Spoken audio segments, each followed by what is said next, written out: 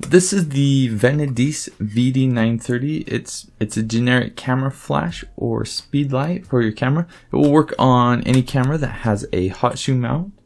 This one actually comes with a cold shoe mount so that you can mount it on a table or flat surface. The hot shoe mount can also be attached to a tripod if you want to use it in the studio or outdoor. This head will tilt at just about any angle, including directly behind itself, which is really nice. And it also comes with a built-in diffuser and fill card.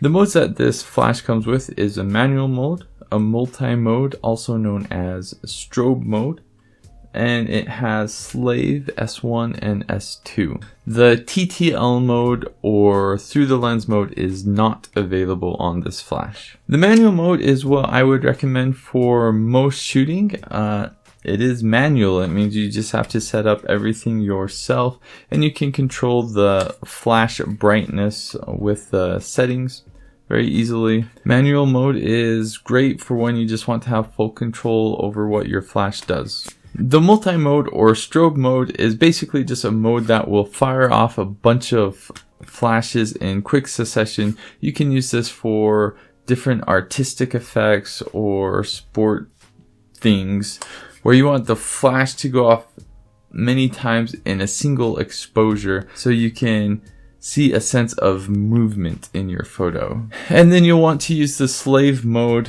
when you have this off camera.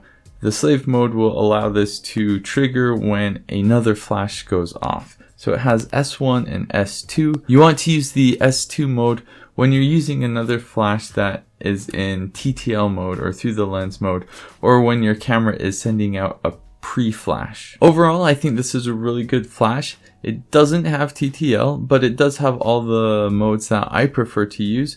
I will usually use the slave mode or manual. And when I have this set up in manual, I will set my camera to be in manual as well. Sometimes I will shoot in shutter speed mode. When you do shoot in shutter speed mode, you should know that with camera flashes, you're good up to 1/200. I found that with this, I was able to get 1/250, and you barely start to notice that you get some vignetting at top. At 1/320, you can see a very obvious black bar across the top. You could maybe use that if you do some cropping, but anything beyond that, you're not going to get a usable photo. So shutter speed mode, good up to 1/200. I also think this is a really nice flash for just having an extra flash that you can set on a tripod. I like to use this for outdoors for adding some fill light when it's like around dusk and you need that extra light to get rid of some of the shadows. And this is also especially nice for when you're using it indoor and you just don't have enough light. You can easily bounce this off walls, off ceilings, or you can use the fill card, and it really helps for getting some much better photos inside when you just simply don't have the light. I haven't had any issues with this flash. I've dropped it a couple times and it still works just great. So I definitely recommend this flash. While this doesn't have all the features you might see in other flashes,